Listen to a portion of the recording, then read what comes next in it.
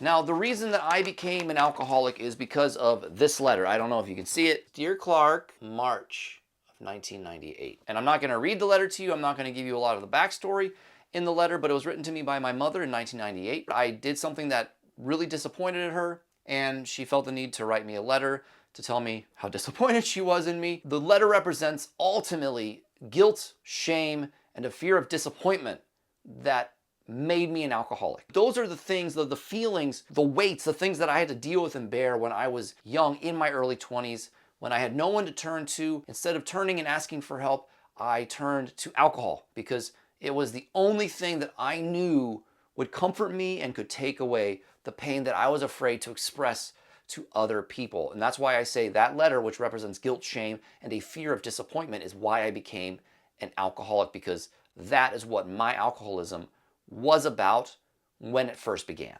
And there's actually a lesson right here. This is your first lesson in case you don't watch any more of this video, which I really obviously hope that you watch the entire thing because I think all these lessons are super powerful and important to hear. I don't blame that letter or my mom or my dad or my childhood or my upbringing or anything. I don't blame any of it or anyone for my alcoholism. And that's the lesson, is that you cannot blame anyone else. It doesn't matter what happened in the past. We can all find reasons to justify any type of use of anything that has made us feel out of control, and we can not take ownership of it. We can not hold ourselves accountable, even if the pain that we're feeling, the reason that we need to cope, is justified. Because at some point, in order to overcome alcoholism or addiction or whatever the struggle is, you have to own it. You have to take accountability for it. You can't pass the blame on the past, on someone else, on certain events in life, because that is just simply running from the fact that maybe there is a problem. And that was a lesson that I struggled with for a really, really long time. And so it was easier just to make excuses and blame others instead of taking accountability for it. But I know how hard that is to take accountability, because first and foremost, to take accountability for anything, we have to understand and accept and maybe even find out or know that there is a problem. Nobody wants to be an alcoholic. Nobody wants to be an addict, right? I mean, hit the like button if you agree. It's not like we choose to set out our path through life to become someone who can't use alcohol in a healthy way, or that someone that loses control when they use drugs, or someone that loses control to whatever the addiction is. Nobody wants to do that. But for whatever reason, it does happen. And if we cannot admit that there is a problem, we can't find the solution to defeat the problem or to fix the problem. And a big part of my journey with alcoholism, that I'm sure you probably understand, that many other people understand, is that there is a journey of acceptance. But we make lots of excuses, like we hide from the truth, because for me, in my immediate family,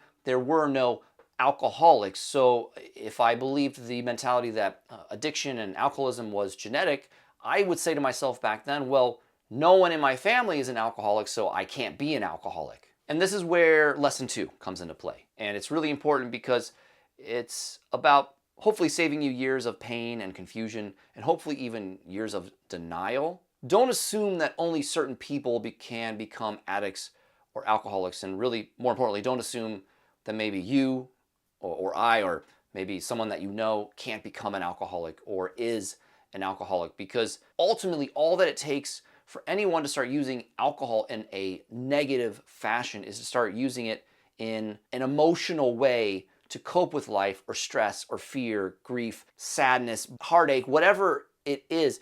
It just takes a traumatic, painful, emotional, spiritual, mental event that tells someone to start using alcohol in a negative way to numb out and to cope out. And that's where eventually the habitual use of that over and over and over becomes a pattern that we repeat over and over and over. And eventually we can't stop once we start.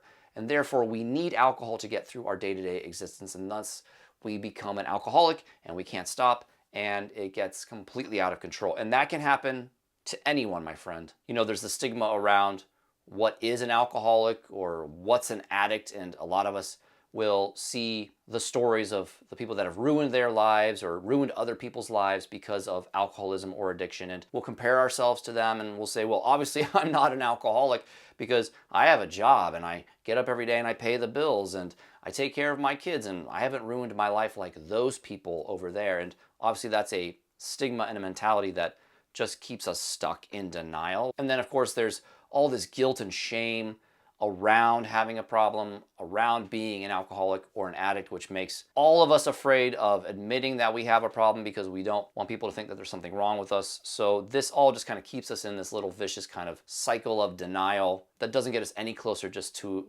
admitting that there is a problem and that we're ready to change so that we don't have to have this struggle anymore. Most of my late 20s and into my early 30s and even my mid 30s, those mentalities, the stigma, the idea that no one in my family is an alcoholic, so I can't be an alcoholic. I wasn't the typical alcoholic, so I made all these excuses to just not face the truth or to avoid the red flags that I felt and saw. Eventually, I just lived my life in that kind of world of denial, and like I already said, I didn't listen to those red flags. The lesson to you, my friend, is trust your gut. If you feel that something is off, if you feel like there is a problem, if you can't stop once you start, there's nothing wrong with you. There's no guilt or shame around any of it. Trust your gut. Listen to that. That feeling inside of you, I like to think, is your future self, the version of you that wants you to be sober, that wants you to get past this struggle and is trying to get your attention and saying, it's okay, you have a problem, let's do something about it so that we don't have to fight this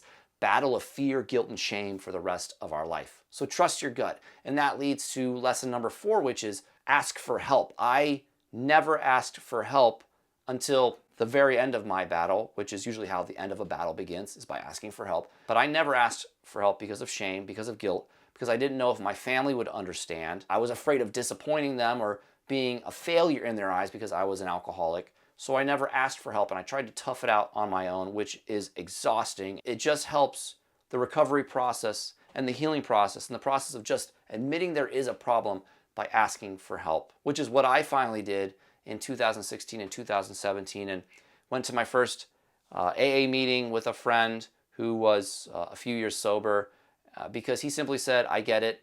I totally understand what you're saying. I've been there and I'm here for you and I want to help you and it's going to be okay. There's nothing wrong with you. And those are the words that I needed to hear to be able to have the courage to finally say, hey, my name's Clark. I'm an alcoholic, in front of a room of people that I didn't know.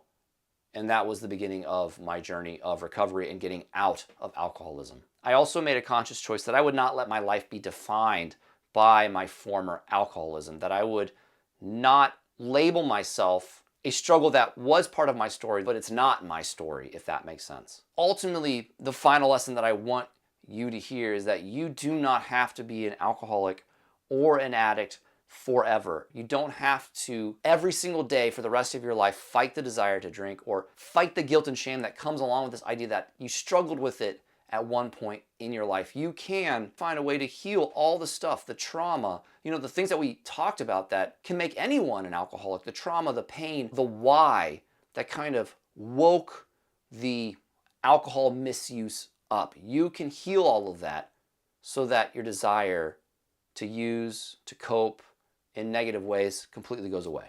And although your recovery journey will be different and is different than mine, I totally believe that all of this is possible for you, that you and everyone else can become fully recovered from their addiction if you want it bad enough and if you want to redefine your life completely so that your life is not defined by your past and your life, more importantly, is not defined by the fact that maybe you had an addiction at one point or you are or were an alcoholic. So I'm honored that you guys watched and stuck with me on this video. My request to you is not only maybe share this video with one person that might need to hear it, I hope that you'll subscribe to my channel so that I can be part of your recovery support team and that I can continue to make videos that will speak directly to you and your journey and support you in ways that you need to be supported. I would be honored to be part of your recovery and sobriety journey. And now, like I mentioned, if you want to know about my final year with alcohol and how I learned how to get through relapse after relapse, check out that video right there, and hopefully it will help you with some relapse prevention tips. Talk to you really soon, my friends.